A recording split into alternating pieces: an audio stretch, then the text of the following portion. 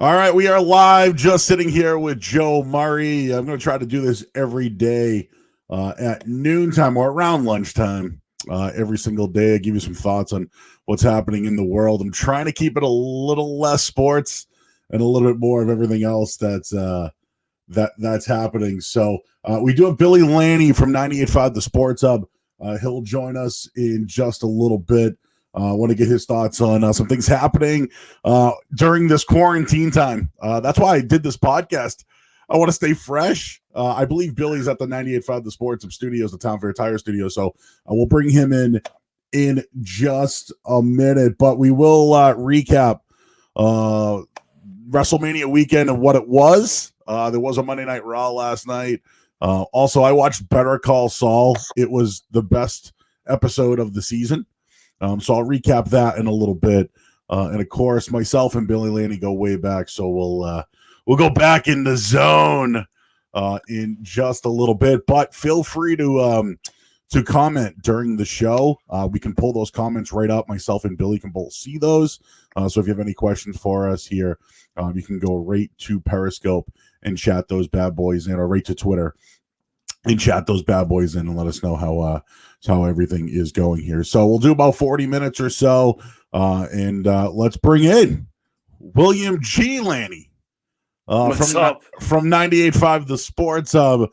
So Billy, quickly before I'll introduce you and we'll get to know you a little bit better. But we go way back. But so last night I was up late, dude. I did the worst thing in the world. I took that nap at like 5 o'clock. You know, and I'm a good 45-minute napper. Like a triple power nap. What, I lose you already? I'm sure. Yeah. How do I know if this is my end or yours? It's me. It is, yeah. Yeah. But anyways, so I ended up staying up late, right? And I ended up watching 8 Mile. 8 Mile. The whole thing. The whole entire thing. And I don't know what. Like commercial free? Commercial free. Yes, exactly. Yeah. I got into it a little bit because you'll see me fading in and out. I think it's my internet in the basement. I'll switch over to my laptop if that's the case. But I don't know. I got hyped up at the end of it though. Like Papa Doc. I still got hyped up from it.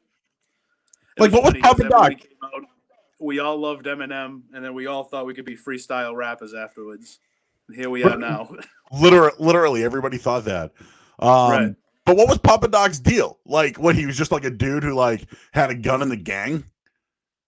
Who, Papa Doc, the guy that he beat in the end, right? Yeah, but I never even heard the guy rap once. No. Yeah, I don't even think. Did he even rap in the movie? He might have. There wasn't a scene where he was rapping. Remember there was like a parking lot or something, or a parking garage? Oh, yeah, maybe. I think, in all honesty, though, if that was it, that's the only time he was rapping in that movie. And he didn't even rap in the final battle, so yes. And then Eminem, beat him up, and then he got his ass kicked. Anyways, so I watched that, and then I watched Varsity Blues, dude. Great movie. So I don't know. Another great movie. So I played I was like a high school football, people compared me to Billy Bob because I was fat, You're the big guy, right? Yeah, whatever. But that whole movie and partying in high school and shit, I went to Catholic school, you went to Catholic school, but we still, partied in the streets, right? It wasn't like that. No, it was not for me. It was never like that crazy. So that's my question. For the most part, it was like all dudes. I went to Molly Catholic. It was all guys. Yeah, I went. It wasn't like we were meeting chicks in school and going to their parties and everything. It was like you had to know a person who knew a person that was having a party. Yeah, and then it was I went to co-ed schools and we had the cheerleaders or whatever. But dude, football down in Texas, man. That seems legit. That seems like the backup quarterback is the man. The man. Literally, he's like this dude who's just. And what's great about that movie, and that's where I wanted to go with this, is what happened to some of those chicks. Brittany Murphy's no longer with us, right? Yep, she passed away. I don't know how. I remember it happened one day, and it was like, where'd Brittany? Because I remember her from Clueless. Right.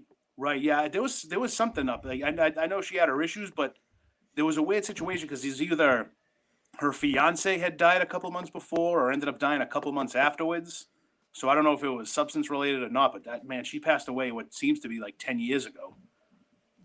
Right? It's been a while. It does seem like a long while since then. Who's the other girl? The girl that was Mox's girlfriend, Vanderbeek's girlfriend. She was in Amy Smart. Amy Smart, yeah, she was in it. Our boy Tom Morgan checking in right now. 22 people. Hey, this is the second podcast, Billy. The second one. You're our first guest, or my first guest. That's two sides of the football. That's a football game right there. It's a football game worth of people listening and watching right now. Thanks for pointing that out, Tom. Yeah, thanks, Tom. Did he get his gloves yet for working out? I missed. I watched this push-up challenge and then I got lost. Did he win? Yeah, he did. He did the Julian Edelman challenge, and they were busting his balls about it because they were mocking his push-ups. But I think his push-ups were pretty textbook. He had his elbows tucked, his hands were in close. I'll say it. Tom Morgan's push-ups look better than Edelman's push-ups. Really? Who is the best movie push-up you've ever seen? Rocky one-handed push-ups in Rocky 2. Like, I mean, I don't know. Clubber Lang looked pretty good though when he was working out. Well, Clubber Lang's workout was dirty. Like he was surrounded by he was in like a basement and there was like pipes leaking and his pull-up bar was just two ropes attached to a pipe. You know what I mean? His was pretty hardcore. So just going back to the chicks though, the whipped cream bikini girl. Whatever happened to her? Yeah. Never. What the hell was she in? She might have done other things. She was in. I think she did the final. She did like the first two Final Destination movies. Okay. I can't remember. Ali Larter, Later, I think it might be. But yeah, I remember she did the Final Destination movies, and I can't remember what else. Yeah, and then the teacher was the stripper. That was awesome. Mox went on that. What's another word for penis? And he just went on this diatribe. Oh yeah, just started rattling them off. And then the teacher was shocked because he wouldn't stop. He just kept going. And dude, like Kim Basinger, man, like she did Wayne's World, right? 8 Mile. 8 Mile, yeah. She was in Wayne's World with Garth. Yeah, second Wayne's World. Let me be that was frank. Wayne's World too. Yep, and then yeah, right. What else was she? I know she was in the Tom Petty was video. That Wayne's World 2? Yeah, it was. That was definitely Wayne's. It was Wayne's World 2 that she was in. Yeah, and then it was the Last Dance with Mary Jane video. And then she had to be like a wife in something else or a girlfriend in something else too, right? Oh, she was in the first Keaton Batman. Yep. She was Vicky Vale in that. I mean, there's probably a million things you could think of. I don't know how many I've seen, but she's aged very well. Yeah, well, we'll get into your thoughts on what's been happening with quarantine, Billy. Yeah. I've been stuck at home. Last night I was watching, like I said, I got into 8 Mile, and then Varsity Blues happened, and Coach Kilmer. Never liked Coach Kilmer. Yeah. But John... you didn't like him, huh? Nah, hell no. He wouldn't make you want to run through a wall. Well, he probably would have, I would have probably smashed him with my hand. I don't know, maybe. I probably would have tackled him. I would have pulled a Mox. He had the quality of drugs, too. He had some quality painkillers. Like Lance Harper. If Lance was out there on a busted knee, those drugs were obviously pretty good if you didn't realize how bad it was. Yeah, the doctor came out and was like, I don't even know how he's playing. Looked at his knee, it's all messed up. Right. Florida State. The father's all like, what about FSU? He's like, he's out 2 years. He's out a year and a half minimum. And the girl was out quick, too. Quick. Like she was hitting on Mox on their ride home from the hospital. Like she jumped right to the starting quarterback with the quickness. So we got our timekeeper here, Tom Morgan, who's actually working a job right now. He is. Hold on a second. Let's see if I can do this. Let's see if we can do this. I'm going to take you with me here. Yeah. If you look over. This is the Town for Tire Studios. You really can't see it, but Tom is like somewhere there. Tom is like right above my fat finger is where Tom is. So he's only 2 rooms away from us and busting our balls.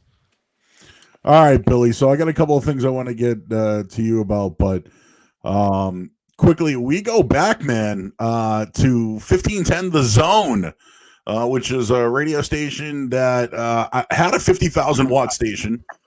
Yep. At the time, it was a competitor to WEEI. It was a competitor. Okay. Yeah, competitor is really strong. It was another option. Yeah, It was the second option is. And I think to say we're competitive is wrong, but we were definitely an alternative if you were a little burnt out from EEI. There you go. We got there a little late, but Chad Finn of the Globe, who interviewed us, didn't see our names in there though. I didn't either. Didn't see our name in there. Hopefully, we provided some information that helped with the story. Hopefully, we were able to fill in some gaps, even though we weren't in there. So 1510 back in the day had the Celtics rights. Sean Grandy and Cedric Maxwell were the play-by-play team still. Grandy, I believe, was like a update guy or something at the time, and there were heavy hitters there. You know, Sean McDonough, Mike Adams had a show there. Then all of a sudden there were the diehards. I think were you hired by Anthony Pepe as well? I was there. I was there just the thing was starting to slow down for them. You know, I was my first internship was with the diehards. I met with John Anik. John Anik interviewed me. John Anik gave me the job, and then my internship. I was working the last half of Eddie Andelman's show, and then all of the diehards. So it was like from probably like 2 to 7, I think, when my hour was there. So I was, I got to see a lot of stuff there, especially, you know, my first time in radio, seeing how the business operates. It was pretty wild. How'd you get into radio, Billy? Like, did you go to school? I got into radio because. Did you go to school? Yeah, okay. Yeah. I went to a school that no longer exists. It stemmed the school was the Art Institute of Brookline. You know, it was one of those Art Institute schools, so it was a lot of those classes and stuff. So it used to be a Northeastern program, which turned into, I believe, MassCom, which turned into the Art Institute. So I went to the Art Institute and got a degree in radio broadcasting there. And then all of a sudden you went over to 1510, and you mentioned that Diehards crew. Yeah. What's John Anik doing these days? John Anik's killing it in UFC, play-by-play guy. The best part about that is not only seeing him be as successful as he is, but seeing those videos that come out when him and Joe Rogan, I don't know the other guy's name. I don't know, they make these calls and just the camera is like, just like this. And they just lose their mind. Somebody gets laid out. It's the best part about it. Yeah, the one recently when the was it the Wii fight, I believe it was, that just happened, the women's fight, which was awesome. It was a great fight that day. But don't mind me, I'm just trying to relocate so I can plug my phone in. No, it's all good here. So Billy's a part of 98.5 The Sports Hub. He's a producer for the Felger and Maz program. The Felger and Maz program is obviously one of the number one sports shows in Boston, or in the country for that matter. But going back to the zone, Billy, I want to ask you this. So I started at 1510. I got an internship. I worked a morning show. That's how I met you. You were a producer. I was an intern at the time. I wanted to get a job, so they hired me. So we were both board ops and producers at the station, but you were the producer for my first show, The Sports Blast. So I guess I want your opinion, and you can be honest here, be unfiltered. What did you think when you saw Joey Murr and his crew come in for the first time? What, you and your crew? Yeah. Is that what you said? It broke up a little bit there. No, I said, what were your thoughts when you first saw Joey Murr and that crew come in? The crew was great because there was you and your crew, and then there was the Young Guns crew. You know those guys. So I was used to these guys coming in 4 people deep. No name I've ever heard of, but it was fun. It was fun. Your accent has cleaned up over the years. You know, your accent. I don't say it was really ever as thick as mine, but you had a pretty good Boston accent for a while. So I remember that, and then I just remember the cast of crew you brought in. There was Brian Bacon, Pete Eagles, Danny Farentino, your boy Jala, whose claim to fame was the fact that he was on Deal or No Deal and won $1. I think that's what the story was with that guy, right? Yeah. So it was fun. I mean, like I said, it was fun for all of us because we looked at it as make our mistakes. You know, I that's how I look at 1510. 1510, the zone for me was a great experience because it allowed me to screw things up and find ways to fix them. And when you're a producer in radio, that's pretty much the main thing is like something's going to go wrong, but how can you recover from it? Yeah. Nobody will ever understand that. Everyone's doing podcasting. Everyone's doing podcasts. So nobody knows the grind of actually doing, sports talk radio and production, and something goes wrong with the board. or the commercials don't work, right? Or all of a sudden there's dead air and the buttons don't work and you got to call an engineer. And it's like, what do we do? Like, people don't know those things about radio anymore. Right. See, that's the thing. The way I look at it is you can, nobody bats 1,000. Nobody bats 1,000 when they're working the board. But the best thing to do is just know how to recover from those mistakes. If you can recover and the audience listening has no idea there's chaos going on, you're doing something right. All right. And then you left 1510 and went straight to 98.5 The Sports Hub. Right to the hub. Yeah, it was funny. The day I found out that Sports Hub was going to be a thing was I walked into the 1510, and on the kitchen table area, there was the Herald that said that BCN was switching over. And it was that same day that Anthony Pepe came up to me and he said, listen, reach out to this guy, let him know who you are, send your resume, and maybe they can get you in there. And that guy was Chachi LaPret. So I reached out to Chachi LaPret. Chachi passed my information on to Mike Thomas, and then I reached out to Mike Thomas, and Mike Thomas gave me an interview, and I've been with Felger and Mass since day one. Since day one, Billy Lanni, a part of Felger and Maz. And he's been there for 13 years now, and one of the number one, or if not, one of the number one radio shows in the country here. All right, Billy, let's get past all that here. We just had WrestleMania 36 this week. What were your overall thoughts? And just remember, we're in a time right now where, like, we need fresh content. So, just overall, what were your thoughts on WrestleMania 36? It's, putting in the fact that it was WrestleMania aside, my biggest issue has just been the no crowd. Wrestlers feed off the crowd. So when they don't have that, it kind of takes away from it. McIntyre winning the belt the other night was, it was kind of sucked because I'm a Lesnar guy. But to hold the title for the first time and, like, stand up on the turnbuckle and give, like, a scream to nobody, it didn't feel right. I get it that they're doing their best they can to keep us entertained, but part of it is just crowd reaction. So if these guys are cutting promos and there's no crowd oohing and ahhing in the back, that it makes it kind of awkward, And the thing was everybody loved the Undertaker Styles match, and everybody loved the John Cena Wyatt thing. And I saw the Undertaker Styles thing live on Saturday, but I didn't see the Cena thing on Sunday because my internet was crapping out. So it kept cutting out, so I just lost patience with it. So I went back and I watched the Cena match last night, and I watched the Lesnar match last night. And I thought the story they told with the Cena Wyatt thing was awesome. My issue was there was no real match attached to it. Like, you had a perfect, like, promo. Like, remember back in the day, they'd be like, here's how we got to where we are. And that was, like, a perfect way to do it. But the problem was the match was, I don't know if it was even a match. And that's what bothered me, is, like, you told this amazing story of how Cena got here, how Bray Wyatt got here, how Cena changed Bray Wyatt into who he is. And then it just kind of ended with the mandible claw and Bray Wyatt counting the 3 count and Cena disappearing. So I loved the story they told and how they acted it out. A little corny and cheesy, but I enjoyed it. But I would have liked an actual match, even if the match was a quick one. Even if, like, Wyatt went out there and stomped him in 10 seconds. At least I would have had, like, a bell, a 3 count, and a bell, Yeah, like, both of them get in the ring, and then the movie happens, and then we have a finish. Pretty much. And then the fight starts. And then and then the movie brings you back to them standing in the ring, and then the bell rings and they fight. But again, like, the story, I liked how they told the story. Again, this is the stuff they're going to be able to do without audiences and being able to pre-record stuff. They're going to have more of these, I think, movie-style presentations. Which I think they're very good at. They're very good at telling stories and doing the movies or whatever. So I thought that it was fresh content. I enjoyed it, but there were the championship matches were literally an F. Like, you can't give either match even a D. You know what I mean? Like, the Goldberg match was sucked, and there was no explanation of why Roman Reigns wasn't out. There was no explanation at all. Oh, what was it there?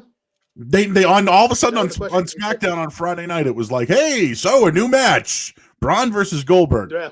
No mention about Roman. Yeah. What I liked about the 2 title matches, and this is just the old school meathead in me, was that both those title matches were just 2 giant guys trying to end it quick. And that's what I loved about it. It wasn't anything fancy. There wasn't any real storytelling to it. It was like with the Strowman Goldberg match, he's like, all right, I'm going to try to take you out with spears. That didn't work. And then Strowman's like, all right, well, I'm going to take you out with power slams. And that worked. you know. And then when you get to Lesnar and McIntyre, it was basically the same thing. F5, F5, F5, Claymore, F5, Claymore. You know what I mean? It was almost like both matches were like the home run derbies of title matches. I think both matches were under 10 minutes combined. Which is terrible. I think Lesnar was definitely under 5, and Goldberg Strowman wasn't much longer. Have you seen any results of how many people watched Mania yet? I don't know. I don't know. I'm going to say there's had to be like over 1 million people. I thought they said the ratings were pretty good. I think they said they had more viewers probably based on the network this year than they did last year. Plus, think about 70,000 but people tuning in just did something different. Yeah, and I go every year. Right. So how did that work out? You guys had your tickets. Yeah, we got refunded. Had your tickets, had your flights and everything, and then what? Just canceled. We got refunded, but they refunded us cash for the tickets, but the flights go to a bank. So like it's like a credit. Well, you were going down there. You had a wedding in Florida. I was already committed. Yeah, I was already committed. There regardless. Yeah, and nothing ended up happening as well. But I will say this for those who like just are fans in general, WrestleMania is like literally the Super Bowl. Saturday's WrestleCon, Sunday's Mania, then you got the Monday Night Raw the next day. What's great about next year is it's in LA. So you could go to Hollywood, you can go to LA, you can go to Vegas after. So like next year, dude, like I'm doing it up, man. Like it's where it's gonna be after. Take advantage because you missed this year. Yeah, I know. It's quickly all the money you saved this year will go towards next year's. Literally, or SummerSlam, which is still up in the air. Did you watch Monday Night Raw? Usually that's like one of the biggest ones of the year, the Raw after Mania, and I actually thought it was horrible. It was terrible. I ended up like I barely watched. I flipped to it at 8:00, and they opened with Liv Morgan versus Asuka. I'm like, all right, I'll check back in later.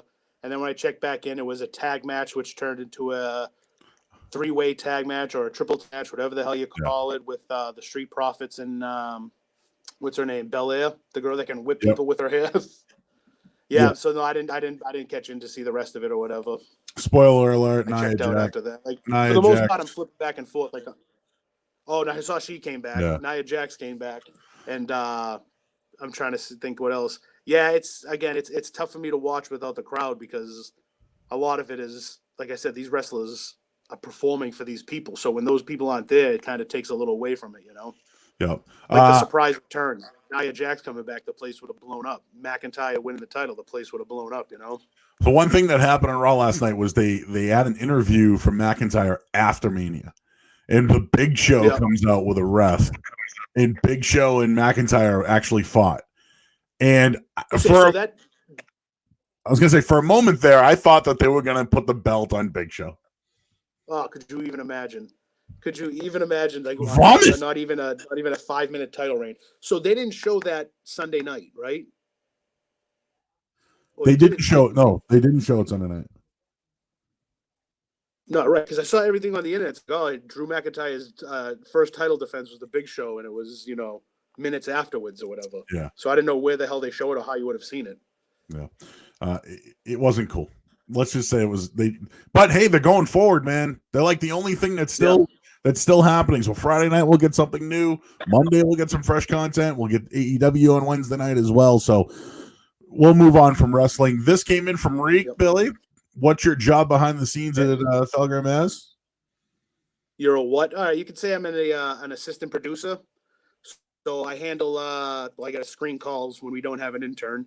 I take care of all the audio that goes up online, any podcasts you listen to, any kind of nutshell type stuff. I handle all the web content for the show, and then whatever production that falls off Jay Stu's plate falls onto me. So you could say I'm an assistant producer focusing on production of, the show, just getting stuff online, the online content.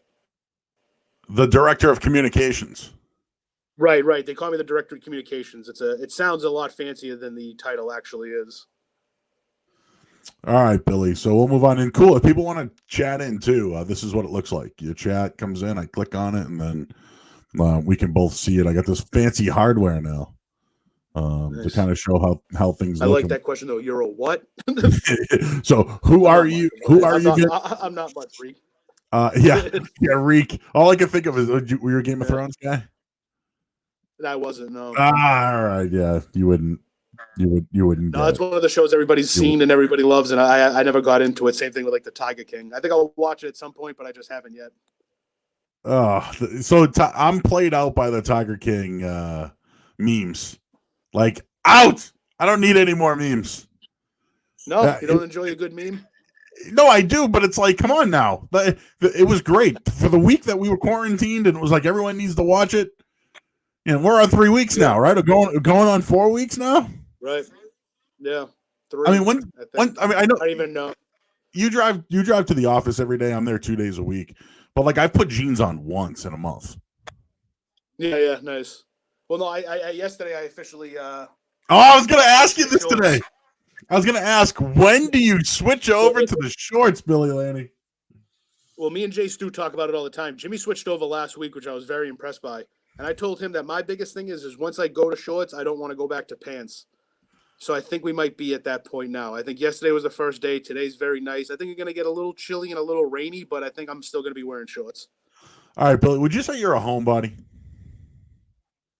Like you, someone who likes to stay at home? Yeah. For the most part, I would say, yeah. I'm kind of I'm enjoying the social distancing. And as much as it sucks, I'm kind of enjoying places being closed so I could just kind of sit and chill, and putter around the apartment. I get a little crazy sometimes, but I enjoy it. I'm enjoying being at home. Are you a cook? Do you cook at home? I do. I cook a little bit, but nothing too crazy. My girlfriend was laid off a couple weeks ago, so she's been like baking like crazy. So like last week I came home.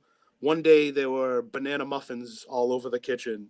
And then one day there were peanut butter cookies all over the kitchen. And then I was like, listen, you got to find another hobby during this unemployment because I'm going to be 1,000 pounds by the time we can go back outside. Somehow I've lost weight. Yeah, she does. Yeah, no kidding. You know what it was? Because you're not going out to eat. Is that what it is? That's what I think it is. That's what I assume it is because you're going out shopping. You're only getting the essentials. And it turns out that the essentials you're getting aren't terrible for you. So it's you're saving money that way. And then you're eating stuff because you only want to get the foods that you desperately need. True. You're not loading up on Doritos and all those things. You know what I mean? You're getting the foods you like, your survival foods. All right, Billy. Not your enjoyable snacks. So that brings up my next question here. Now, in relationships, right? To me, it seems like most arguments happen because you need to decide on where to eat. Like, oh my God! Yep. Where do you want to go tonight?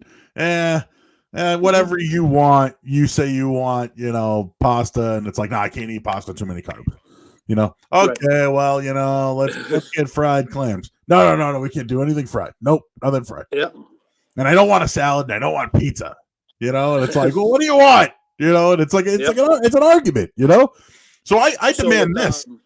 I say real quick. I demand this. When this quarantine when we can actually go to restaurants, you better know where you want to go. You better have a top 5 list. We're going here one day, going here the next, and there the next.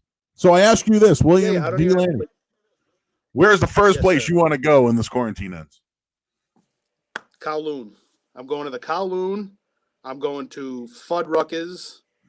I'm going to the Fat Cat in Quincy. I'm going to La Paloma is another place in Quincy I enjoy. And then 5, I don't know what 5 is, but yeah, no, I'm going to, whatever weight I don't put on during it, I'm going to put on immediately after it, just from catching up on those places I haven't been in a while. Just based off you could do a whole Route 1 tour. You could, yeah, exactly. You could go to the Loon. You could hit up Fuddruckers.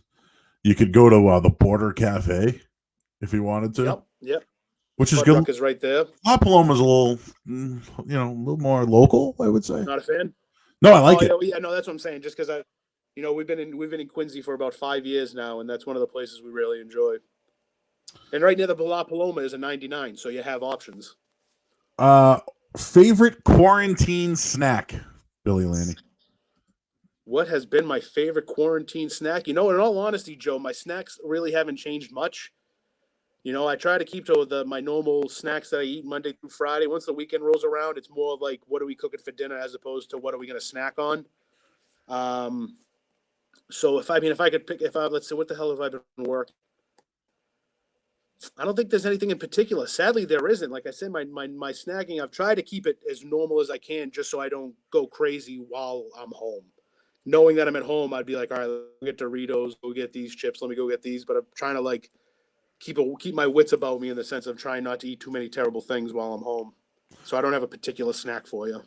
Another comment coming in. I like on air Billy too, and Billy's been a co-host on the weekends on 98.5 This Morning. I have. I worked with you. I've worked with Marshall Hook. I was lucky enough to work with Hardy, and then I did a few weeks with Ryan Johnston. All of them were good because I enjoyed getting in there with different people. Like I've known all you guys for so long, but I've never worked with you guys like that way.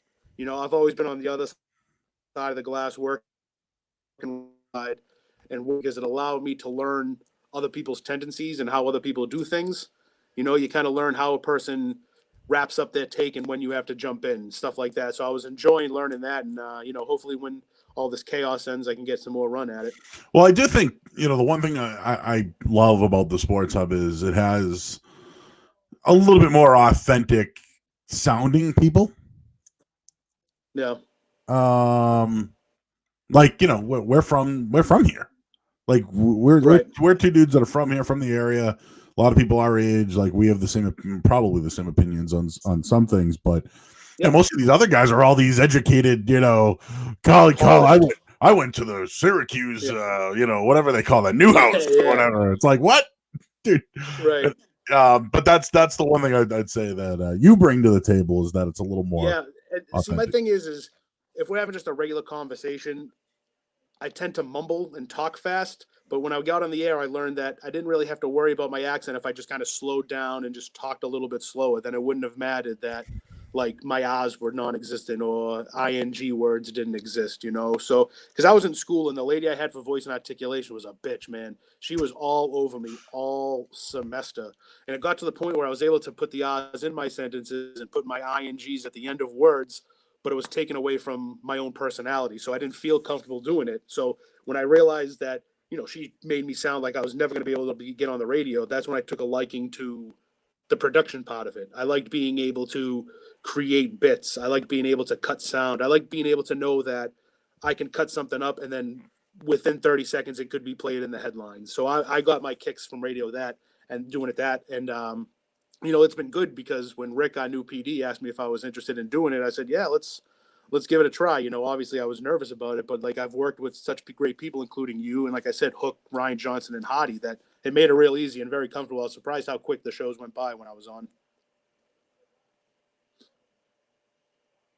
You're frozen. Yeah, I tried years ago, Billy. I saw it. I was like, you can be a host someday, William. Those are great. I remember there was a show. I wish I knew the date, but you were doing a remote and you had Bertrand on. Oh yeah, that was. I technically worked with like both of you before we were here. Literally, yep. That was actually it was at Copperfields in Boston. Nice. Yep. And for some people who don't know this, when I started in radio, I chased down sponsors. So essentially, I paid to be on the radio.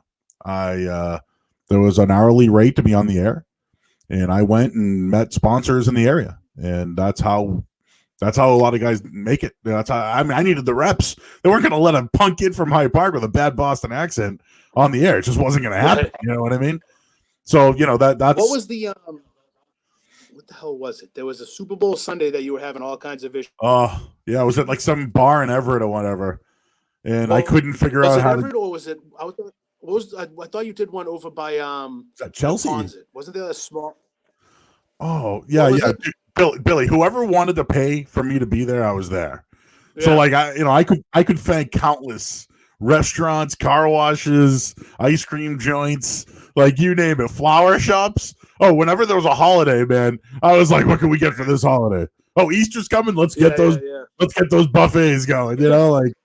But that's how I got into sales. I was a sales guy, you had to do whatever you had to do. Yeah. So people checking in, Syracuse sucks. Sportscasting robots. The Fun House or the Boneyard Billy. Nice. Which one do you like? House. I like the me too. House much better than the Boneyard one. The Boneyard, like the Fun House, I know I accepted what it was, was. Like, I knew this was going to be corny. I knew it was going to be that.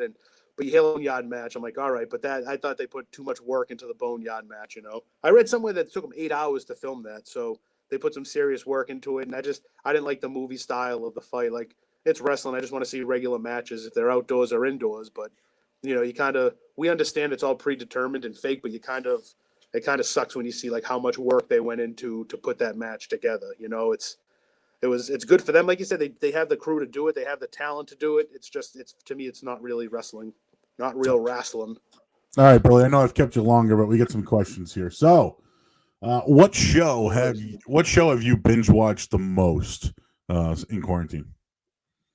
I wouldn't say the most, but I rewatched The People versus O.J. Simpson, the FX. Netflix had it on, and I flew through that thing. Like that was 10 episodes, roughly an hour. I got it done. I started it a Friday night, and I wrapped it up Sunday afternoon. Like if there because there's been really nothing on, so I'm like, all right, I might as well watch the next episode, and then it gives you the thing. At one point, it's like, are you still watching? I'm like, yes, I am still watching that. But other than that, it's the regular stuff. By the time I get out of here, there's always an Office rerun on that I'm watching, or I'm checking in on wrestling. My girlfriend loves Parks and Rec, so we've been rewatching that. But for the most part, like I said, I haven't gotten into the Lion King yet. Not the Lion King, the Tiger King. Yeah. I haven't watched Tiger King yet. I'm waiting for the buzz to die down a little bit because I feel like there's so much buzz around it. And I don't deny that it's good, but I feel there's so much buzz that I'm going to be disappointed by it. Even though everybody who I say that to is like, no, it's pretty wild. So I'm going to let the buzz die down on that, and then I'll get into that and be able to watch it without any other people telling me how great it is. Why? How about you? Is there anything you've been watching? I've been watching a little bit of The Sopranos again, just to like keep it going. There are these cooking shows. There's this one. It's Girl Meets Farm. Don't ask me where I found it, where it came from, but man, that girl can cook, and she's giving me ideas, man. But it's all baked goods, though. It's not like it's all baked goods. And then I baked goods guy. You rather big... Well, I prefer a meal, but dude, I love love sweets. Schitt's Creek, the new season isn't that great. I've been watching that, and somebody told me about that with what's his name, Eugene Levy's in it. It's good. Kids in it. It's actually very good show. The new season's it's like how you are with. You like a show, but the season's not that So whatever. It's a good show. I'd suggest watching it. And then I watched McMillions. That was okay. About the Monopoly. Yeah, how many parts was that? That was 6. It was long though. It could have been condensed. And that was what? That was the whole Monopoly thing, the Monopoly scandal. Yeah, it was interesting, but at the same time, it was like I didn't need 6 episodes. So I got to work. That's why I did this podcast, because I'm like, I got to do something to take up my time at this point. Right. All the stuff you're watching, you got to talk about it somewhere. Exactly. Your wife will only listen to you so much. Literally, and we're in different rooms. Best canned good. Best canned good is anything Chef Boyardee, whether it's meat raviolis, beefaroni, or spaghetti and meatballs in a can is what I'm going with. I agree. I got that Campbell's Chunky. I was talking about that yesterday. Very good. Yeah. I loaded up on soups too. When this whole thing happened, I'm like, all right, like me and my girlfriend, we didn't go into panic mode, but like we shop on Saturday, so every Saturday we grabbed like a little bit more of something, So it wasn't ever really an enormous carriage full of stuff like for our panic room or anything. But each week we grabbed a little something, and that was how it was. It was Chef Boyardee, and then we loaded up on soups. I went with the Progresso Italian wedding soup. Ooh, Italian wedding, huh? Yeah, the little meatballs in it. Pasta fagioli. Really good. That's exactly. Best frozen food. Oh, say it one more time. Best frozen food. Oh, Hot Pockets, without a doubt. Hot Pockets, ham and cheese, or pepperoni pizza. Pepperoni, dude. Oh, love the pepperoni. I eat them like a weirdo too. I peel the top off of it, and I'll eat the top shell. And then I take the bottom one and basically like fold it like a piece of pizza and eat it like that. The McDonald style of eating. Dude, I fold that thing and crush it, and it's all microwave. I can't do the oven. Nice. It's better in the oven. I just can't wait. You know what I mean? Yeah. And I was a stoner. The pain in the ass of preheating. I was a stoner for years, so it's like I'm not waiting on the oven. Are you kidding me? Yeah. Yes. I can't wait on the oven. Oh, preheat that bitch for Yeah. 7 minutes and then put it in there for 10? I can't Right. wait 17 minutes. You know, what's awesome is, and me and my brother got one for my parents, is an air fryer. So we got them like a Ninja 4-in-1 air fryer type thing. So you can literally just throw things.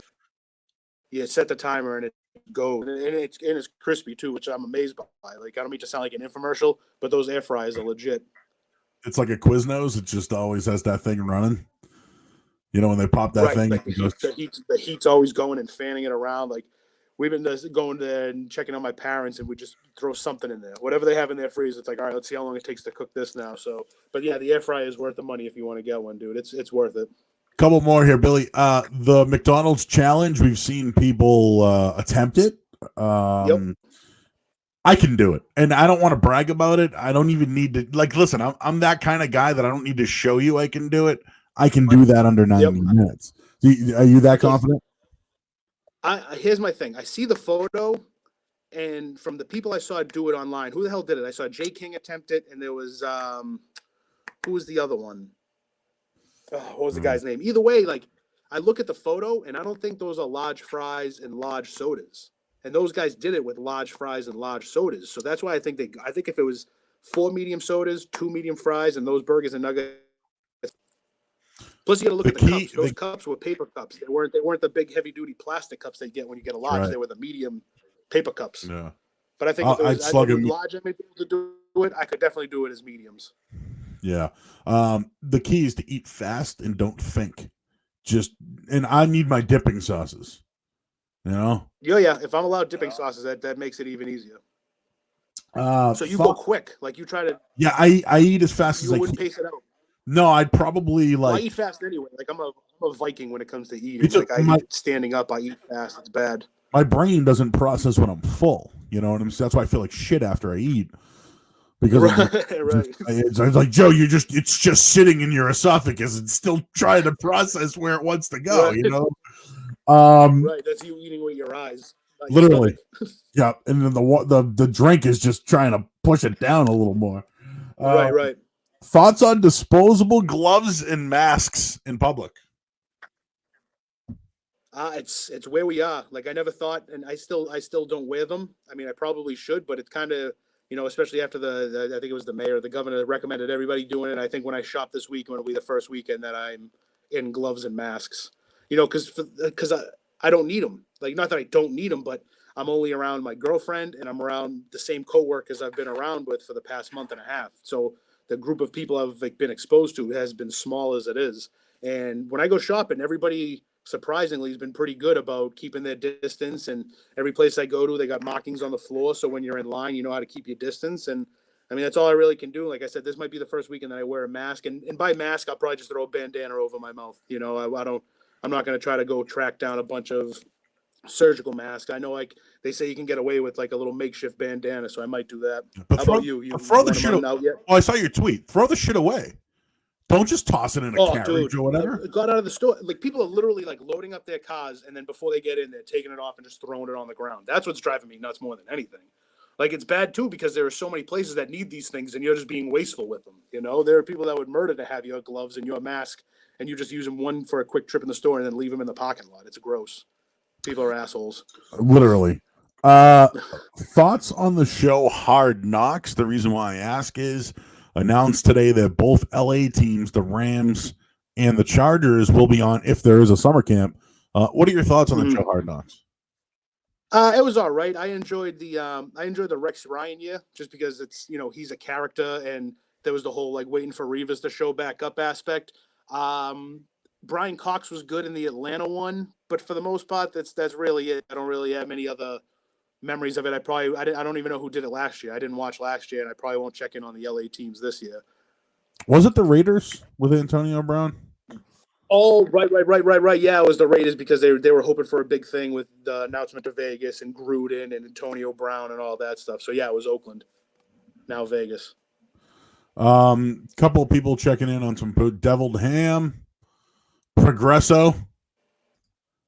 Must be an aristocrat. Nice. Which soda would you select if you had a soda? Pepsi. Pepsi over Coke. I'm a classic Pepsi guy. See, I only drink diet soda now. It's because I Yeah. I love sugar, and like I love ginger ale is my favorite drink. Right. Ginger ale, favorite No, drink in the ginger ale is world. awesome. Oh, Yep, I Canada Dry, just Canada Dry. Everything else is garbage. you know what's funny? You ever been on an airplane? They give me Seagram's. The hell's Seagram's ginger ale? Yeah. Seagram's a drink like Well, you're a. trapped in that tube for 6 hours, just stuck with whatever they got. It's true. And then there's like the non the like no name brand. It's like what the hell is this shit? Um, Well, no, I'll tell you, it goes Canada Dry, and then I would put Polar ginger ale ahead of Schweppes. Polar's very good. Polar, because Polar's got like those. I don't think they might still have them. They have like the nice 1 liter bottles that you Yeah. can grab and go, like the old Pepsi Big Slams they used to sell with Shaq. Love those. Whatever happened to the Big Slam? Is it now just a liter I think now? I don't even know if they sell them in liters. Because what had happened is like there was the Big Slam, but I think Coke companies eventually started doing the 20-ounce bottle. So they scratched the 1 liters, went with 20 ounces, and then 20-ounce 2 liter were your only options. Yeah. Because Shaq had the big. There was Mountain Dew Big Slams too. Yeah. Same I company. think it was Pepsi though. And That's then, all. Mountain Dew used to get me wired as a kid. Like I would eat Mountain Dew and I would be off the walls because that is just for some reason the caffeine in that seemed to have hit me harder than any other soda ever. dude, Jolt Cola. That was Jolt Cola was just obnoxious. Just to drink that shit before football games. That was just kids looking for a rush.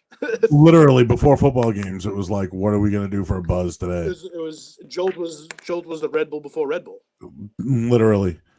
Yeah. Now Red Bull is. I can't do Red Bull unless I'm drinking like Stoli or I'm out in Vegas or whatever. So like you don't do sugar-free Red Bulls? Not anymore. No. Oh, well, what do you do to put a little pep in your step? Do you drink coffee? Coffee now, yeah. Starbucks. Yeah, you know what's funny is Starbucks. Oh, right. Yeah. Starbucks is closed here locally here. I know there's a few like people in the South Shore tell me that they're open, but we live north of the city. Starbucks, really?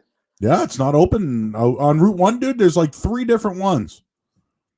No and kidding. I on my way down Route 1, none of them are open. Pass is still open.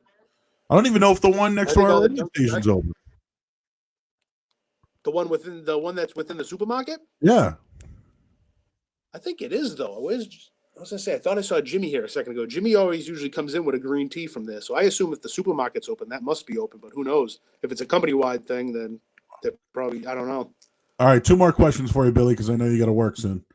Yeah, no problem. Thoughts on Dana White buying an island to have weekly UFC fights? Hey, if you can afford it, my man, do it. People are desperate for entertainment, and if you're willing to put up money to buy a private island, as long as everybody's healthy and passes the test, I'm fine with it. It's just scary because like as much as we want sports back, all it takes is for one athlete to test positive and then it's shut down again. I'm beyond the fact that fans aren't going to be allowed in these things for who even knows how long, but the fact that you want to ice it's tough because as soon as somebody gets as soon as someone tests positive, we're right back where we are now. But if you can afford a private island and everybody's clean and ready to fight, go nuts, dude. People are gonna watch it. People are gonna eat it up. Dana White can just afford an island. That's just funny to me. Yeah, must be nice. And Wilder Fury, the trilogy, part 3. I thought Wilder should have lost the first one. I thought Fury won the first one. I thought definitely knew Fury would win the second.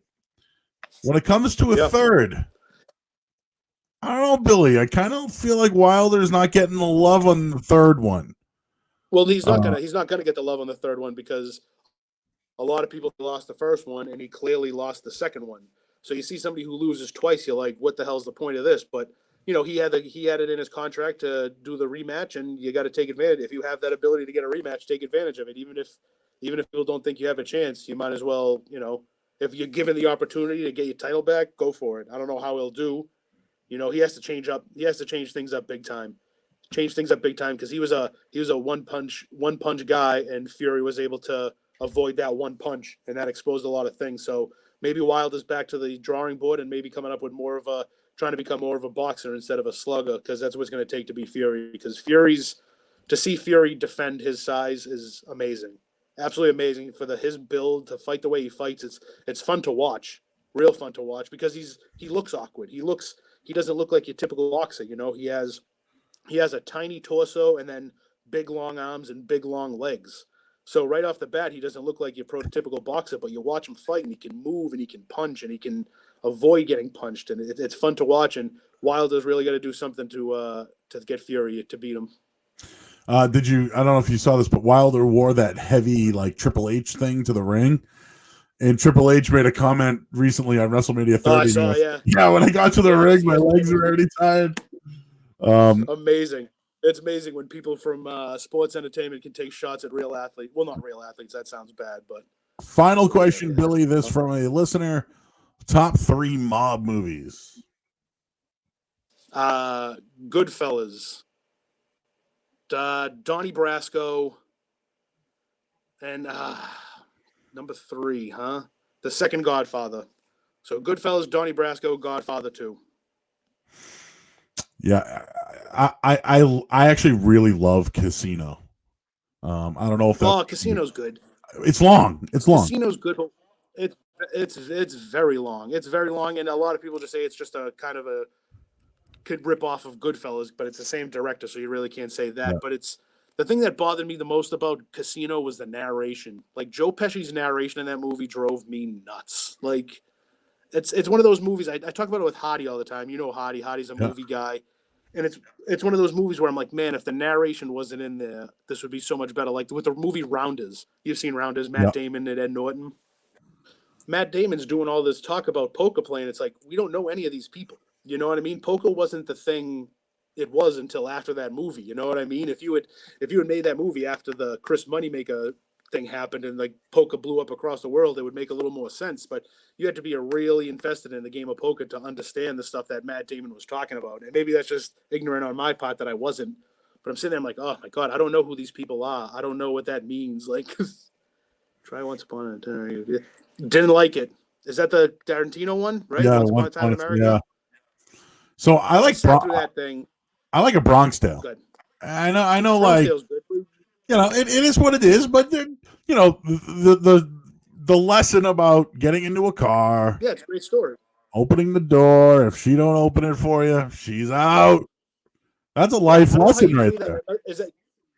Does that still apply today with power locks? You know what I mean? Like if you opened a door and like she sat there and decided to click the button, does it work that way? Or you can't even use that test anymore. Outdated test. I don't know. Is the test now that was like, a good movie. Told a good story. Is the test now like, when you cook, you make both plates? Like what's the test? What's the test nowadays? Right. Is she the type to mix everything together, or does she try to separate everything on her plate so nothing touches each other? Is she that type? Exactly. All right, Billy. So you guys, Felger Maz today at 2:00 Eastern time. Yep. Appreciate you joining me. What do you guys got going on the show today? We're still, trying to get through this whole time. We're going to be discussing how we can get sports back. Everybody's talking. Everybody's got these hopeful, wishes of having it back in July and playing these games in these random areas. And all we really can do is take these stories and just, try to figure out what can be done. We don't have the answers. Nobody has the answers. So we can only get the information we have and just give our thoughts on it. Like we all want sports to come back, but at what cost, Exactly. Oh, and the big board, the Felger Maz big board. Oh, yeah, the throwing down. What do you guys got? Do you know what category you have today? Well, they did it yesterday, and yesterday it was Felger at his house, and he did offensive guards, and then I believe Maz today is aiming at centers from his house. Ooh. So because we have so much time, like they used to just lump linemen together. It was just O-line and that's it.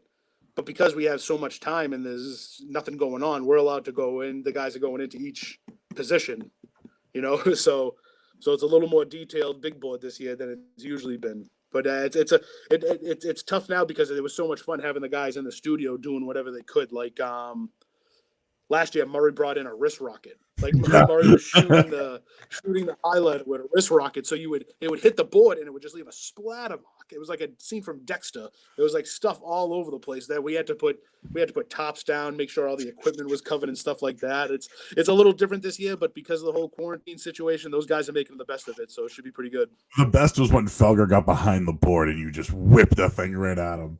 Oh, and see, the worst part is like they used to be like, Billy, come in and throw one, and then Maz would bust my balls because I missed the board or whatever. I'm like, dude, this is a football with a Sharpie jammed into it. If you give me a real sports ball of any type, I will hit whatever target you need to be hit. But you can't mock me for throwing a small sponge football with a Sharpie jammed in it. The one thing I will say though is the Yeah. the activity and the process of it all, the percentage is very high of what they do. Like the actual, like, the activity of it all. The point is to throw darts at a board, and then whatever they land on, that's who they pick at that position. And when it comes down to it, they've probably picked one every other year, or maybe one every year. Yeah, no, it might even be better. It might even be better than every other year. You know what I mean? The accuracy of this thing is pretty bow down to the big board, as they say, because there might have been just 1-2 years they didn't even get at least one person. Yep. All right. Well, he is Billy Lanni. Check him out. He'll be working on 98.5 The Sports Up today. I appreciate you joining me on a live podcast. Tom Morgan, he'll probably let us know what the highest or the lowest number was. Yeah, right. No, I'll let him. As soon as I leave here, I'll go check in on him. He'll give me the update. And again, people can watch this later on. I just prefer to do a live podcast so people can chat with us. So I appreciate everyone who chatted. And Billy, thank you very much. First guest on I'm Just Sitting Here with Joe Murray. And we will catch up with you soon and see you on television today from 2 to 6. Joe, thanks for having me, but I'll talk to you soon, man. Thanks, Billy. Appreciate your time here. Yeah, man. Absolutely. Thanks. All right, Billy. Fun time with him today. That's what I wanted to do on this podcast going forward here is, just bringing some guys we work with over at the station, kind of get to know them a little bit more.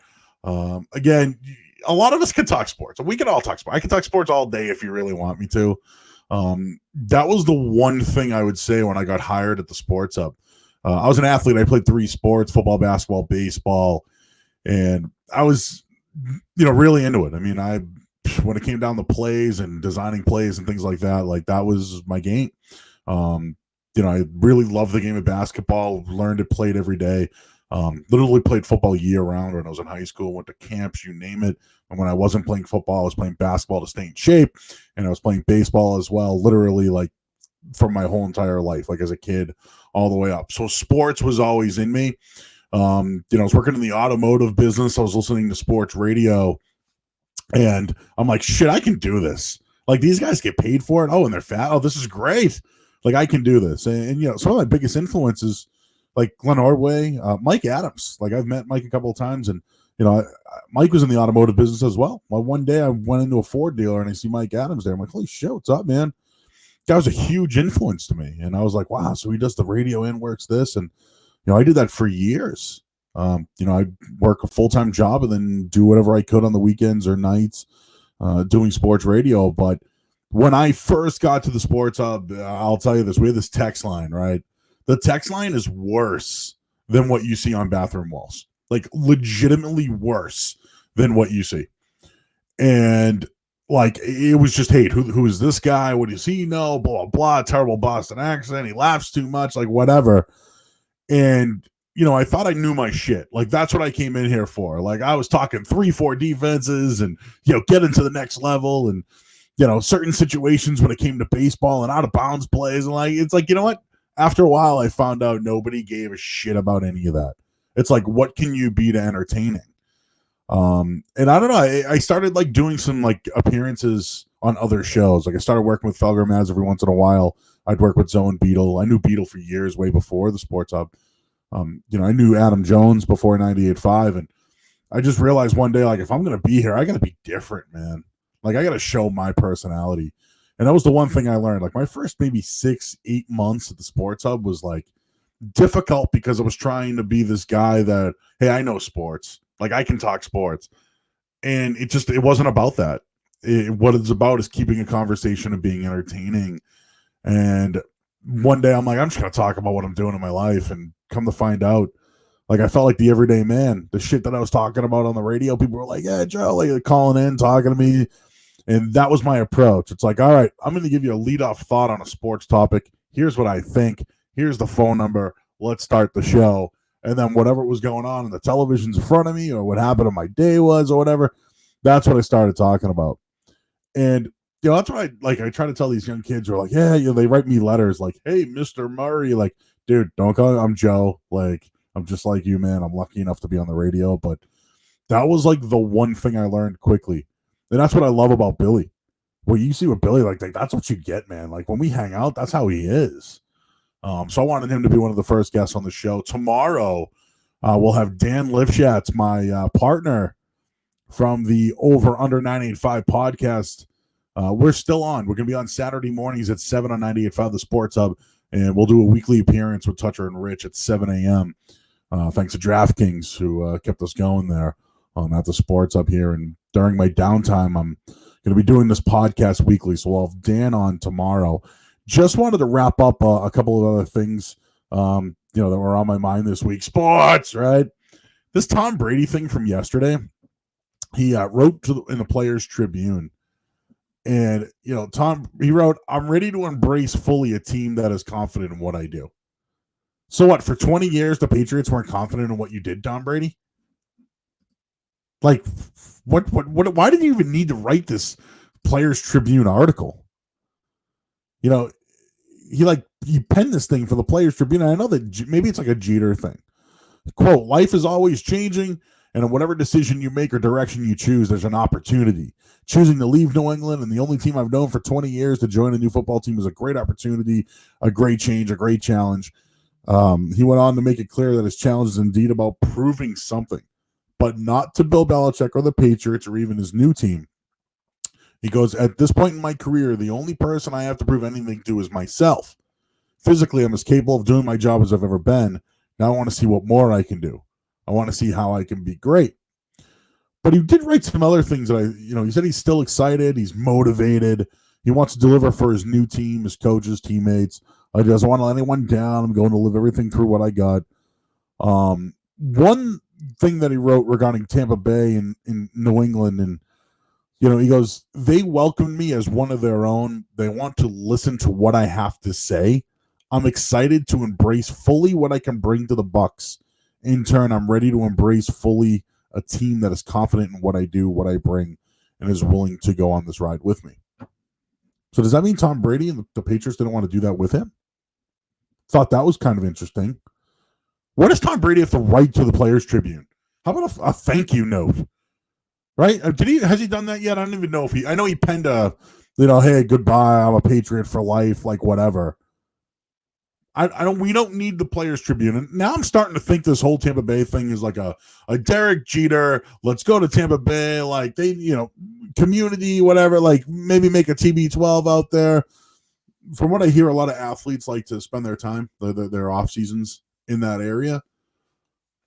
Just not sure why he had to pen that.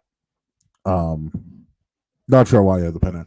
And, a couple of my other notes that I have here regarding sports, because I don't want to do a lot of sports talk on this podcast, but the draft is in 2 weeks. We're going to have a full week of NFL draft talk beginning the 20th, because the draft is on the 23rd that week. So I've already reached out to Ted Johnson. He's going to come on that week. I'm going to try to reach out to another football guys and writers just about, who the Patriots may draft and some other guys to consider. So we're going to do that in 2 weeks.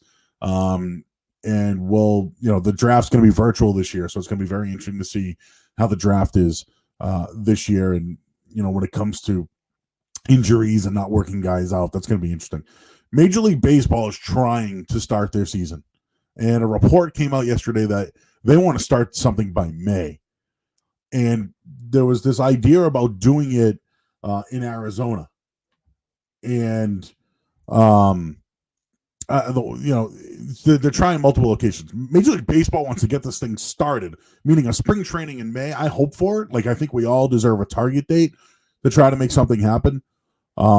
New stories came out today saying that it might not just be in Arizona. It could be another venue. So we'll keep our eyes on that. What I thought was cool about the NHL, they're making a plan as well to start the playoffs. And one of the plans is playing in Manchester, New Hampshire. Live free or die. Right? Come to New Hampshire. Would love that. I'd drive up to I stay in Vegas for the weekend if I could. Also, the NBA said no decisions until May. So they have a target date, but Baseball, NHL, NBA, they are trying to make this happen in the NFL nonstop. They're going forward with the NBA draft. That's it on sports from me today. What I give you? 4 minutes. 4 minutes of sports talk. So I want to wrap up the show with the my favorite television show at the moment, Better Call Saul. The best episode of the season. And, you know, what happened in this one, and if you haven't seen it yet, let me just put a scenario for you. Okay, you're a lawyer. You're a guy's lawyer. He can get out of jail. His bail is $7 million. So who would get $7 million, meet them on their own, or plan to go get $7 million, then tell your wife? What, you think you're not going to be followed? Do you think you weren't going to be followed? Oh, we're just going to pick up $7 million in a Mexican desert near a well. Well, that's what happened. And you don't think you're going to be followed? You don't think, I don't know, there'll be guns involved? Well, to wrap it up, and spoiler alert for those who haven't seen it yet, tell your wife that you're dealing with, like, you're dealing with the crux, man. You're in now. You told your wife you're going to get $7 million for one of the biggest mob bosses going, cartel bosses, and you got followed, and then there was a big gunfight, and you're saved by Mike, and when it came down to it, you had no water and you had to drink your own piss while getting terrible bad memories of your brother. I will tell you right now, I think this show is better than Breaking Bad. That's my opinion.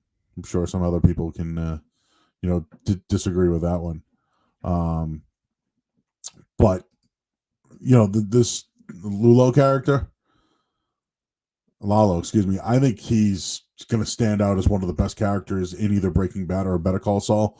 Like one of the best.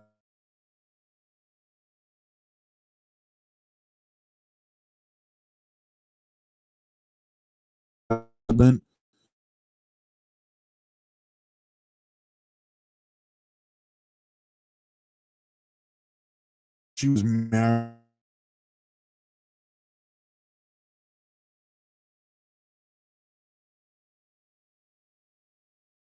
We already knew it from watching Breaking Bad, but right before our eyes, dude's becoming a criminal, and I think he's going to put his wife totally in jeopardy here. But Lalo, great villain, an absolute great villain for this series. Couple of people out there. Joe, what's up? What's up, Bud Sexy? I appreciate you guys chatting in here throughout the show. We did an hour, a little bit more than I wanted to.